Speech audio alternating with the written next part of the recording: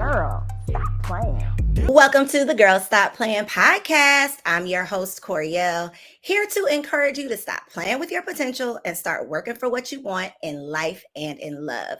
You already know that I truly believe that you can have it all. You can make the money and you can get the honey if you are willing to work. And today, like every episode, I am bringing you a working woman who is literally living the life of her dreams based on the work that she puts in. So welcome to the Girl Stop Playing podcast, Bianca Robinson. Thank Hey, you so boo. much. Hey, girl. Hey, friend. I'm excited. I missed you. Thank you so much for having me.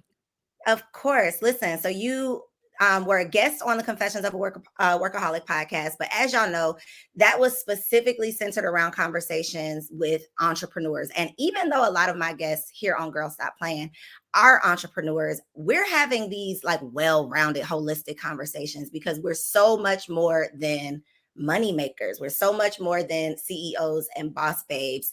We truly want to have it all. And so anytime that I can bring on a woman who is not just doing the damn thing in business, but making it work, personally, I want to be able to do it. So Bianca professionally is a project manager and operations expert, but personally, you are a wife, a mommy of two, a friend, a daughter, all of the titles, all of the hats, all of the roles and responsibilities that us ladies tend to wear. So I'm super excited to get into this conversation. Let's roll. I'm ready. Okay, so I do want to start with the entrepreneurship because we're going to start there. Okay, we're going to start there, but then we're going to evolve. But I want to start with the entrepreneurship because that is probably what most people know about you. So I want to address what we know about, and then I want to get to the stuff that they probably don't know about. So how did you get into entrepreneurship? Because I think the way that you got into it will be inspirational for somebody watching. Yes. So, well, thanks for having me. Let's just get that out of the way. I appreciate you for always, thinking of me and me being able for us to be able to do this for so many years. So I really do appreciate you always thinking of me. Entrepreneurship. So I was running this company and I was doing really good running the company. And I just figured I was making this company all of this money. Like I could do it for myself. And so when I quit my job, I didn't quit as a business and operational manager. I quit and started a bookkeeping business because 9 out of 10 businesses that you walk into, their back of house isn't in order. And so I believe in starting profit-based businesses, not passion-based businesses. We can always go for what we're passionate about. But if your passion isn't making you any money, you start to hate the passion. So let's get to the bag first and then we can retract back. And so I started bookkeeping and it just stumbled across it. I hated it, but I'm really good at it. And so I did bookkeeping and then transitioned into career development and then pivoted into coaching and pivoted into consulting. But I've always wanted to be this person that owns an operational management firm because I did it in my corporate job. So it kind of happened full circle for me to start with what I knew so I can be prepared for where I was trying to go. I don't believe we should start on a thing that we absolutely want. In the beginning, we should practice. And so I use all of those things to practice to get to where I am. And so I've been operating my full level of genius and what I love I've been doing this for 11 years, but I've been doing what I love every single day for 4 years. Well, congratulations on being able to do what you love. And what I wanted you to share, which is exactly what you said, is the fact that you knew that you could do the thing because you were already doing the thing for somebody else. And one of the things that, I hear a lot of people say is, I want to start a business, but I don't have any business experience, or I want to start a business, but I don't know what to do. And it's like, you have business experience because you've been working for a business, and you know what you might not know what you want to do, but you know what you can do based on the skills you have, based on the experience you have. And that's valuable. So, a lot of people, they don't have a money problem. They have a mindset problem. They're just not thinking about and valuing what they're really bringing to the table. So I love that you mentioned, that you knew you could do operations because you were already doing it successfully, making somebody else a whole lot of money. But then the other thing that I love that you said that I wasn't expecting you to say, but it's so true and not enough people are saying it, is that we should start profitable businesses, profit-based businesses, and not just passion-based businesses. So talk a little bit about that, because in the world of, let me start an eyelash line, let me start a t-shirt business, let me do the cute thing. And I'm definitely guilty. 1,000%. I literally said this was going to be the year that I start a needs-based business for the first time. for the first time. Wow. So talk to the person who's listening that's like, but I want to start this lash business, girl. Like, I know for a fact that when we start things that we're passionate about, the money isn't there. We'll do it for free. We're going to give a discount on it. You know, we're going to give it to our sister, cousin, friends because we're passionate and we love it and we'll do it for free. But we're not 19-year-old girls in our dorm room eating noodles. You know what I'm saying? We have real family, real lives, you know, real bills and real things that we want to do. And so I always say start with a thing that you're great at, but you don't really love it, but you're great at it because you're not going to stick in it because this is for temporary. This is for me to make some money right now. And I'm going to use this money to do what I want to do. But when you're passionate about it, your passion really doesn't love you at the time that you love it. Like it's not making money. People don't know you. Your content not converting, but you love it and you're willing to really literally like ruin all of your great hopes and dreams for this thing you're so passionate about. But I tell people, you wasn't ready for it. The business that I have now, I wasn't ready for it to do it on my own when I started. Even though I knew the skill set, I didn't know how to run a business of that magnitude. So I would have fumbled that bag and I wouldn't be where I am. And so I knew that we had to crawl before we walk and we need to try things. Like if I got engaged today and I'm like, I'm going to sew my wedding dress. Sis don't know how to sew, but that's something I want to do. So I'm not about to buy a $3,000 fabric per yard. I'm about a cheap fabric and I'm going to learn on this machine and I'm going to get good. And then once I get it right, I'm like, oh, I can make my wedding dress. But so many times we have these ideas and we want to start with the best and the best doesn't give us the quality of what we deem worthy of to have. And so now we mad, we frustrated, we hate it. And so that energy comes back and now you can give it up. But if you knew I'm an accountant in my corporate job, I can do accounting. I don't love it, but I'm good at it. People gonna pay for it. I'm doing this for a couple months. Get these testimonials. Learn how to do business. Just because you worked in somebody else's business doesn't mean you can work and run your own. But I thought I could, but that was my ego, not really logic speaking. But you just gotta.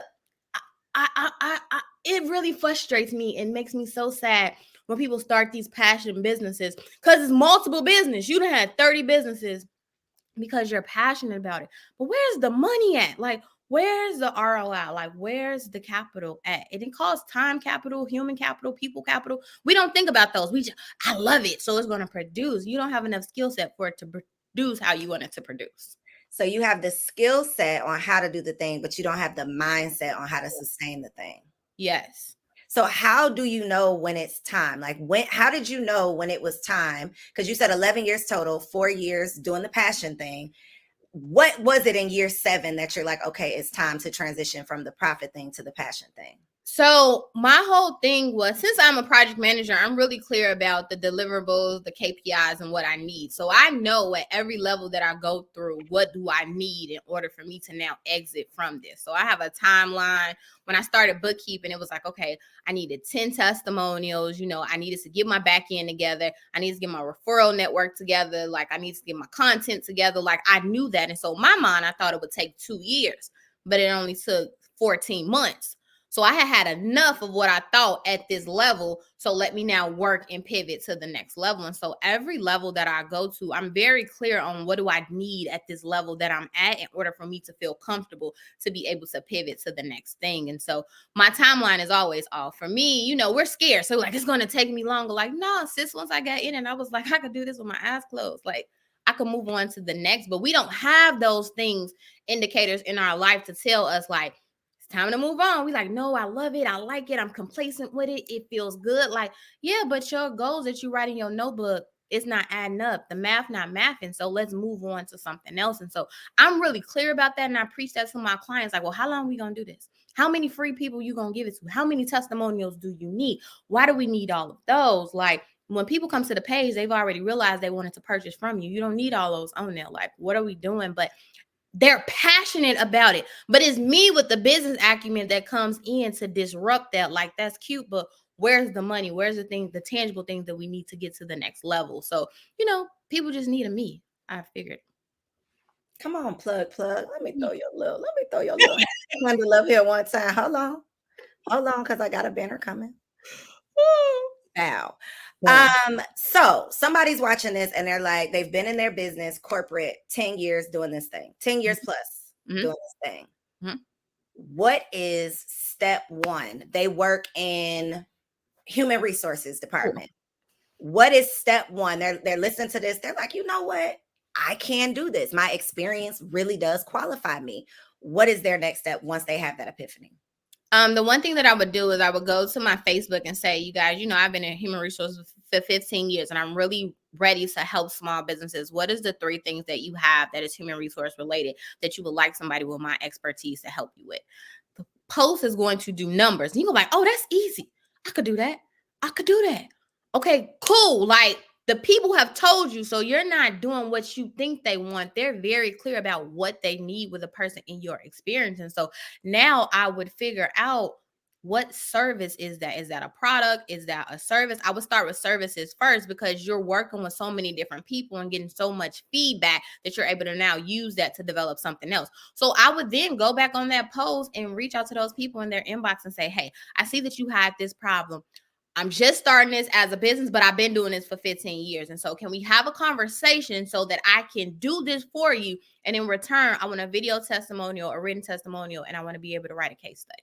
And so, as the professional, how long that's going to take you to do. You can document that entire process. My rule of thumb is always 5. So you need 5 people to be able to do that on. But now you got 5 testimonials, written case studies, all of those things. And so now you can now say, this is what I do. I've done it for 5 people. Look at these results, because all 5 of them will be different. And so boom, now you need to put a price tag on it, and now you need to charge accordingly.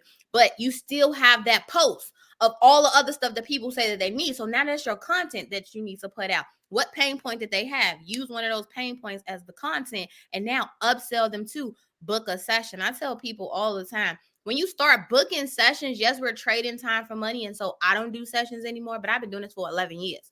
When you start off, the more people you can talk to and solve their problem, the better you get, the more effective you get, the more efficient you get, the more testimonials you'll get. Like, oh my God, I just had my conversation with Bianca and she got me together in 5 minutes. Like, if that's your person and you need this, go to her. Word of mouth now. Well, where's the link at for them to purchase it? Because you only did 5 for free. We're not doing any more free. Put a cap on the free. We only need 5 for free for this one thing. Now move on to something else. So people don't use the people who know what they do and have already deemed them worthy of it. We know you've been in human resource for 15 years, but you're doing it on a corporate level. But now you want to help my small business grow. Okay, I need that. So you don't have to do a lot. You don't have to do a lot of marketing and promoting and dancing and the thing. You already have the notoriety and the clout already, but now you can do it for me. So that would be my thing. Because that's how I get started. Like, hey, I've been doing this, who needs this? And I found my clients that way. People discount those small things. They think, okay, the first step is I gotta go register my LLC. I gotta get the website. So you're out all this money before you've made a single dollar, before you've gotten any feedback on whether this is a good idea. And literally one free post to the people who already know you, and you can have feedback, you can have questions, you can have content, like you said. Mm-hmm. And as an entrepreneur, one of the realizations that I'm literally just now coming into, because I never worked in corporate America, my professional experience is in the classroom. I never linked corporate professionals with business owners. But if you can, I never did. But if y'all just, and for anybody out there who has not made that connection either, think about the fact that you are like a rising star for this big corporation. You have experience doing the things. These small business owners need to do those same things. So why not bring this experience, this expertise, this skill set from corporate America that you've been building and growing and learning, and bring that to these small business owners? We literally need those same exact things that you're doing. So whether it's human resources, whether it's project management, whether it's bookkeeping, literally every department that these corporations have, we might necessarily not have them right now, but we aspire to have those things. So 100%. And even if we don't know we need them, you as the expert, you're telling me that I do need it, and so your content every day of how you show up in your delivery. And I'm an infopreneur, and I'm a consultative seller. So I'm going to always give you a tip, trick, and then upsell it to tell you how this can work for you. And so I might have 4 steps. I'm going to give you 2, but if you want the other 2, then you need to come over here. But I'm always going to have you see yourself within my posts. So you can be like, oh my God, like she talking to me. Like I didn't know I need that. I do Mhm. need that. But a lot of times, we don't think that it's valuable, but that big corporation was once a small business too. Like they didn't start off like that. And so that's what we aspired to be. You don't know how to charge because you are an accountant. You're not in charge of the contracts. You're not in charge of being the CEO and getting out here and fish. So pricing, you would not know. Mhm. However, once you talk to these people, how much you think this will be worth? Like how much would you pay for something like this? You say you pay for that? Cool. You have a starting point now. Now, once you get more savvy and you really perfect the craft, now you can price accordingly. But you don't know how to price. Ask how much would you pay for something like this? You think for real? Four people said that this the price, this is how much it costs, and then you build off of that. And so many people are telling you to charge your worth. You don't know your worth. You've been working in corporate. They deemed you worthy at that price. Like you don't know what your worth is now as an entrepreneur. Ask the people. I'm not saying stay there, but I'm saying that's a great starting point while you're trying to figure out how to price it. Ask them. And if 4 people say it, then that's the price. And then just keep increasing it. But you had a starting point. Yep. And you got to start somewhere. That's the other thing too. Like that free post it's not going to cost you $1. You don't have to worry about how many followers you have. All of the things we tell ourselves that we need to do or have or check off before we get started. Bianca just freed y'all from Boom. that limiting belief. Boom. So Bianca, another thing that I feel like we don't talk about because we are dead set on like starting the cute businesses, the passion-based businesses, we don't talk about what it takes to run these businesses, specifically when it comes to the people, which in my opinion, not even in my opinion, in my personal experience, is the hardest part of the business. Because like I said, never worked in corporate America, don't have experience necessarily being on a team and that leadership structure. It was kind of like you in your classroom, you do your thing, you answer to the principal, and that's it. What does it truly take to run a multi-person? I'm not sure how many people you have. You can let us know, but the team that you have. Delegating is a huge struggle, going from solopreneur to leader. So I just let's just talk through that. Well, so right now, we have 13. I have 13 people on my team, 13 people on my staff. 3 of them are full-time, including me. Then I have a couple part-time people and then a couple contractors that I use all the time, but in total it's 13. And so every day it's me, my executive assistant, and then my communication manager. And so we are our 3 core people on the team, and then they roll out the responsibilities to everyone else that is on the team. But I think first, the major mistake that people make when they hire a team is that you expect them to come already ready, already to know what it is that they're supposed to do.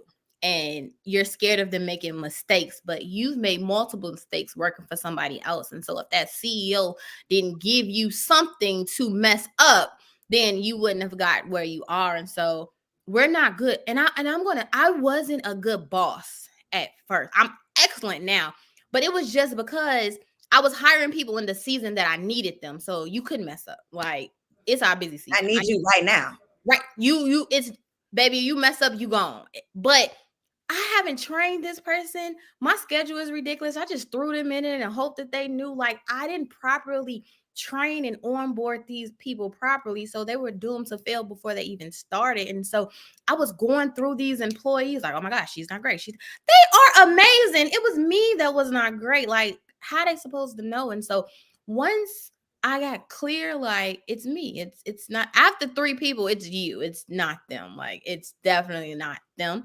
I got clear, like, okay, I need to hire people in the season that I don't need them. And so that requires your cash flow to be different because I'm paying these people, but they're not in a position to help me produce. I'm also taking away from my time, energy, and effort. And so I have to have enough in my reserve to be able to pay these people. Like when you're training at a company, you're not producing any money. It's out of their training budget. And so I got really clear of building a reserve. And that's one thing that a lot of entrepreneurs do not have is a reserve. And so that was my thing. Like, how do you build a reserve? I don't do sessions anymore. Like, there's no amount of money you can pay me to pick my brain. But when I got serious about hiring staff, that's quick, fast money. So let me do as many sessions as possible to put that in a reserve account where money I cannot touch so that when I hire these people, it's coming out of the reserve. And so I had to remember, do what I didn't want to do so I can get to where I'm trying to go. So I did sessions probably for like maybe like 2 months, like rain, hail, sleet, or snow. I was on the phone all day, every day, building up this nest egg. But then I had it. So then I was comfortable with hiring these people and them not producing and me not taking on other clients and training. So I had to downgrade to be able to upgrade. And a lot of people don't do that. Like, they don't know. So how can they produce if they don't know? Yes, they did the job before, but they didn't do it how you like it, on your company culture and how it operates. So that was just the one thing that I learned. Like, give these people grace to be able to make mistakes. No, I'm not giving them my 7-figure client. I'm gonna get him a little client that just came in and work with him there, but I'm not giving him my main things to mess up. Like, we have to build them up. So I think that would be my first level of being clear. And also, it's not gonna be great. If I don't do it, it ain't gonna be good. It's not, because when you first start doing it, it wasn't good either. However, I'm into my time freedom. Like, time is everything to me. And so if you can mess up a little bit on here and it don't really affect the overall bottom line and you can learn over there, I'm okay with that. But I'm not doing the job. So somebody has to do it. And so really getting clear of how much an hour am I worth and how much an hour are they worth. I'm not about to do that. I can train you, but I'm not about to do it. So just getting clear about that is really how I operate with team. Now, my team has been with me for I've had full-time staff for 3.5 years. I've had my people for that long. So my team has been with me for a very long time. So you said so many things. I think having the intention, having the self-awareness, and knowing who you are, because one of the biggest mistakes I made was bringing on people and not being prepared to lead those people. So like you said, not providing people with the proper training and then having these expectations that are unrealistic expectations, because how they just gonna figure it out. And so having that realization is a tough pill to swallow. Yes. But then figuring out what to do next is a pill that will choke you. So for a lot of people, the struggle is where I don't want to let these people go, but I can't keep paying them if they're not producing. So when those 3 people, when your 3 people didn't fit the bill, what did you do? Like, what was your remedy? Was it you had to cut them off and let them go, and then you figure out like how to train and do it better the next time? Or like, what did you do next? So I went through a lot of assistance. Okay. So okay. So one thing virtual staff doesn't work for me, who is my full-time people. Like, I need you to be here with me to work with me and to help me. And so my full-time people, I've learned my personality and how we operate. Like, I need you to do this now. I don't need you to be in queue when you can do it. But my contractors and part-time people that are not all mine, I have to be respectful of their time, energy, and effort. But as an employee, you here with me for 8 hours. So I need you to be able to fix that. And so that's one thing that I learned. Like, I needed to fire the virtual people because I need this done now. I can't be in queue. You can't give it to me when you feel like it. Like, I need it now. And so that's how I knew I need a core team. And then I need some contractors. Then I need some part-time people. But what is the core team? If it was just us 3, I could do my job without no one else, with just us 3. But those other people take hats off of us so we can properly manage the infrastructure and they can support it. And so that's what I got really clear on. Because one time I had like 30 people and I'm like, damn, why do I need all these people? Like, I'm paying all these people. I don't even know what to tell these people to do, but it just looks, let me let these people go. And so now for us, I had to get clear on virtual doesn't work for me for full-time people in-house. And also, I'm very task and goal oriented. We have a meeting every day at 9:30, and then we have a meeting at 2:30. So this is what we're doing at 9:30. Tell me the thing. Okay, 2:30. Do we finish that? Do I need to work late? Do I need to tap some loose ends? What is it that I need to do? So developing the structure of it, and also not hiring people who are yes people was my thing too. Like, I don't need another person on my team to think like me. I need somebody that thinks differently so we can get to the next level.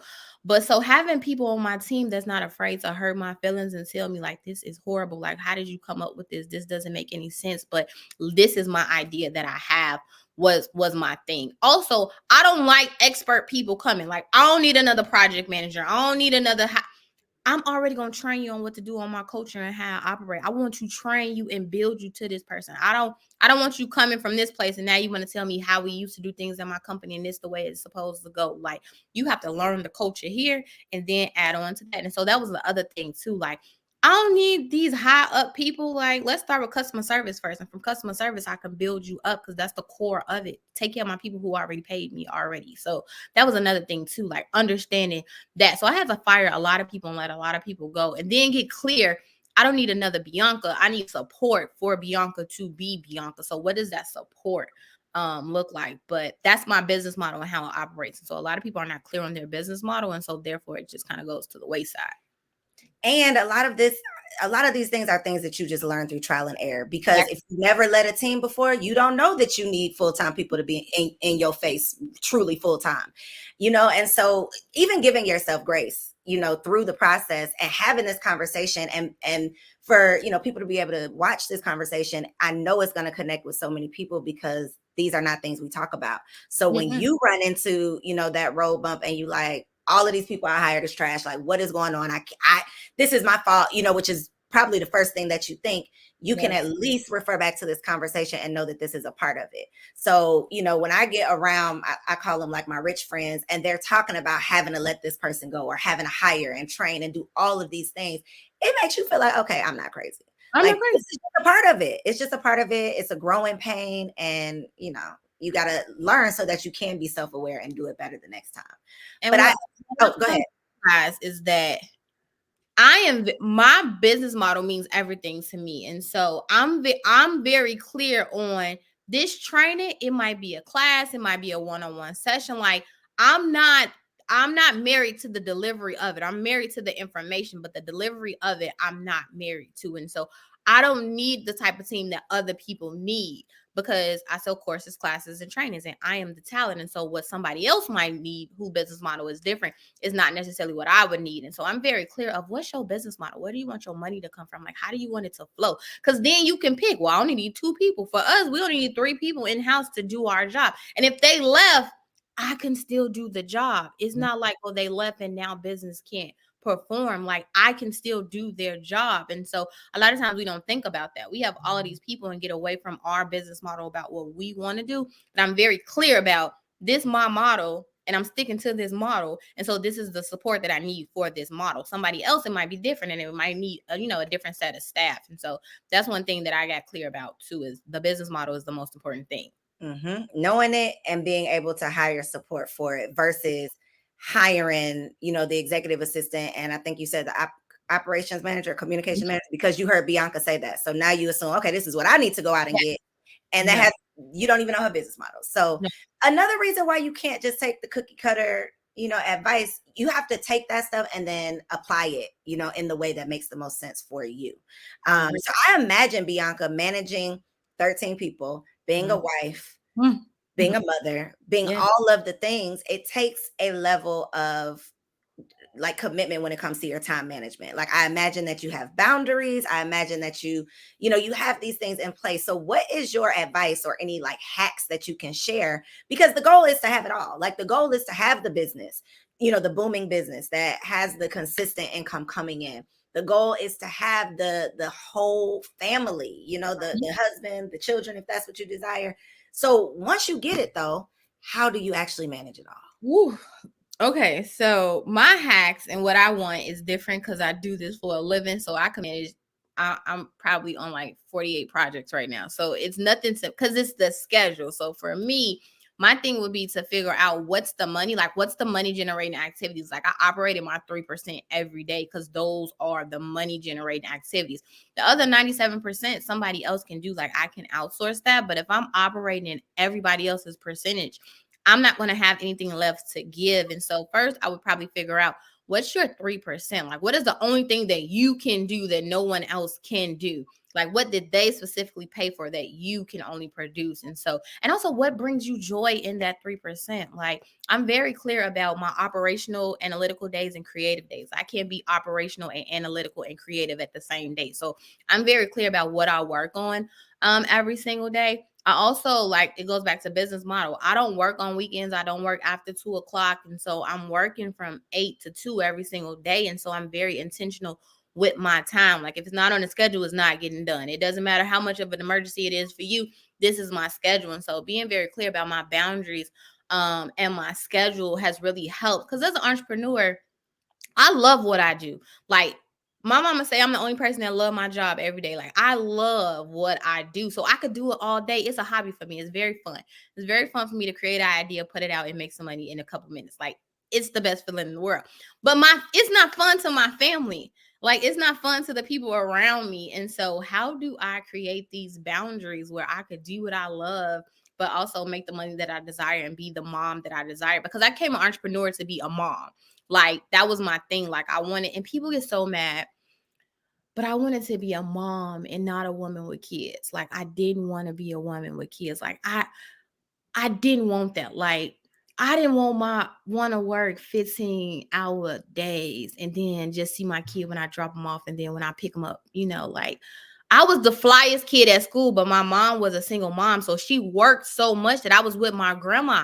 As a kid, you don't understand that this is what your parent has to do. And the reason why you are afforded this life because your mama worked. You like, well, shit, I had a game and she didn't come to it. So you have that resentment. And so I became an entrepreneur so that I can be there and be present and be able to pay my little bills, on the side. And so being clear about my why. And as an entrepreneur, it's the money is there, the energy is there, you're excited about it. And so you working late night, early mornings, don't matter. But the quality of life is what's important to me and what we realized. Like, we became an entrepreneur for a better quality of life. And so that was my thing. Like, at the 2:00, when I pick up my kids from school, if I can't do it on my phone, it's just not going to get done. Like, but I have a team and I have a staff. So therefore, let me give this to them. And just being clear about what I can mix, if it's in the summer, they can go to work with me so I can stay at work a little bit longer, but during the time where summer is not, like, I'm on a schedule and letting everybody know my schedule.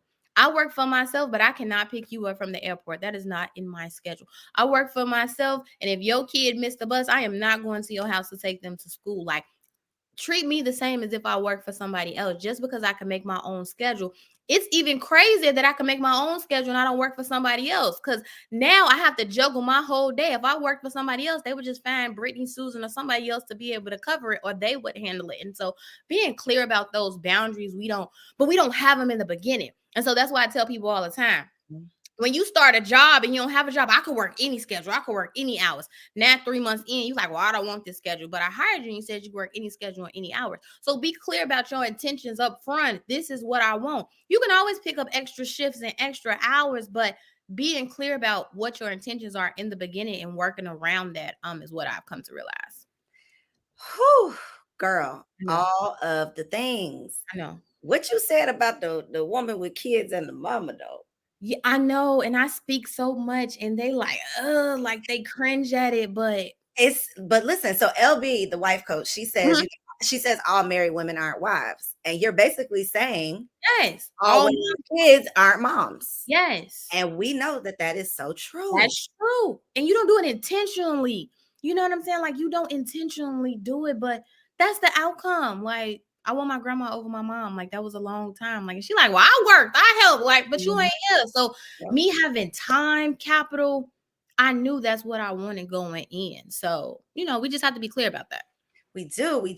And one of the things that I love most about you, Bianca, is your honesty, and especially in motherhood and the challenges. And you have very unique challenges, that came along with your motherhood journey. So if you are okay with it, I know that this is not a conversation that most people are privy to, unless they follow you and they already know your business. But there's probably so many women out there who are, I don't want to say dealing with, but experiencing some of the same things that you're experiencing, and they are alone in their journey. And, Girl Stop Playing is a safe space for these conversations. So if you don't mind, I would like to talk a little bit about your specific, challenges with mommyhood and just how you maintain mentally. Because, girl, it's hard out here. And I tell people all the time, like, if I didn't have this business, I know I would probably be in a mental institution if I didn't have this business and these clients.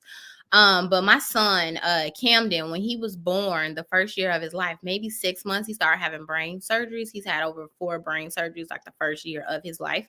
And that was the height of I had just got my big client, just say on Monday, I got my biggest client to date that I've been begging for and pitching for, and they finally give it to me.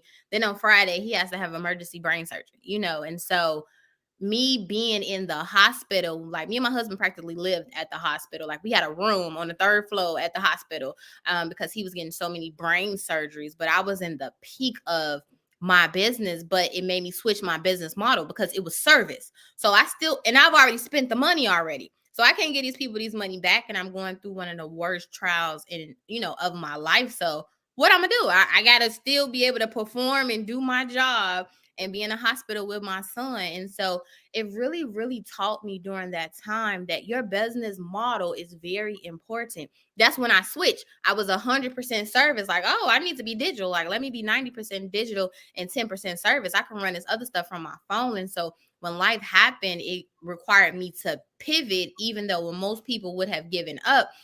It's a bad season, but it ain't gonna be bad for long. Like, whatever this turn out to be, is going to turn out to be.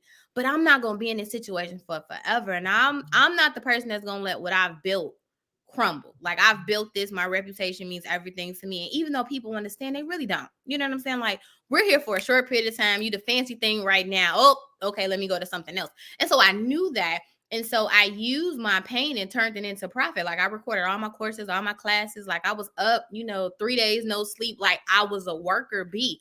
And so I worked during that time. And so that was 2017. And that was like my last year broke.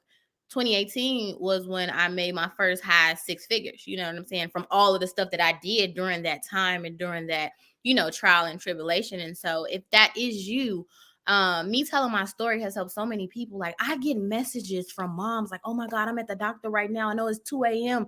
Like, can you talk to the neurologist for me? Like, I've had FaceTime and inboxes and to talk to these doctors to tell them. And so, share your story. So many people, one thing they know is that I am a sure thing.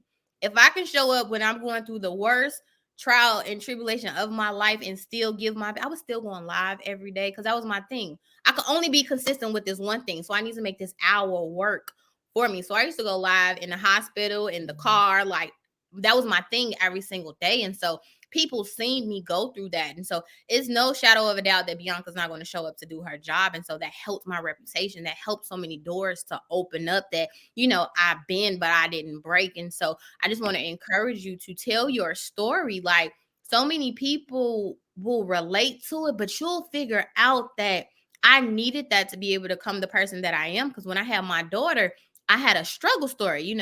My husband had brain surgery. He was off 9 months, no pay. Kaden was sick. I had to make this little business, pay these bills. So I had a struggle story with Kaden. And so it was a hustle. But with Camden, he made me realize, like, you playing small, like, you can really do this shit. Like, go out here, kill it. You can do it. And so Kaden gave me the courage to leave my job and to bet on me. But Camden turned me into a real boss. Like, you can do anything, Mom. Like, do it. And so if that's your season, this is the season where you're going to really see, like, if you a fish or a shark. I was a fish before.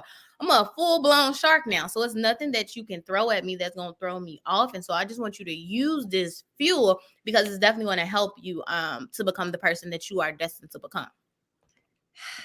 I love it, Bianca. I love it. I love you. I love it. And I know that you have, we ain't getting no sessions. Okay. Don't try to holler at your girl for no sessions, but she ain't doing it. But I know you do have resources available, and I know that they are going to want to tap in. So please let the people know how they can find you. Well, I'm going to put your IG below. So that's how they can find you on Instagram, but share your contact, your website, any resources that you want to share, and we'll definitely link it below as well. Okay. So I just want to thank you for having me. I'm all about living the life that you desire by putting the plan into place. And so many people, like, you don't have to be an entrepreneur to be successful. And so that's my thing. I think part-time entrepreneurship is for everyone. Full-time, it's not. And so I created this Work Smart, Profit Smarter community, which is for those that want to enhance their personal development. And so it's a membership program. It's only $39 a month. You can try it for 7 days before you opt into it. But I really want you to really because what got me to the next level is non-like-minded people. People say they want to hang with people who are like-minded. I don't need nobody else to think like me. I'm good. I need the missing piece. And so Work Smart, Profit Smarter is that community where you can collaborate with people who are on the same level, different levels, different rooms, different arenas, so that we can become our best true self. And we also have a lot of freebies. So the Work Smart, Profit Smarter link, it will take you to our freebies, to our catalog. So I have about maybe like 50 freebies that you can download. And I want you to try me before you buy me. I believe that we should create a relationship first before you invest, because that's how I spend money. I want to try you first test the waters and then make the investment. And so I want to welcome you to do that. And if you see me on here, definitely DM me and let me know so we can have a conversation. I am so appreciative of your authenticity, Bianca, the gems that you dropped, all of this free game, y'all. Yes. Definitely check out my girl at Work Smart, Profit Smarter. That's correct, right? Yes. WorkSmartProfitSmarter.com. This has been another game-changing episode of the Girl Stop Playing podcast. Yes. It's time to get to work, y'all. You can truly, truly make the money and have the honey if you're willing to work for it. And if you have not subscribed to the show, girl, stop playing. Peace.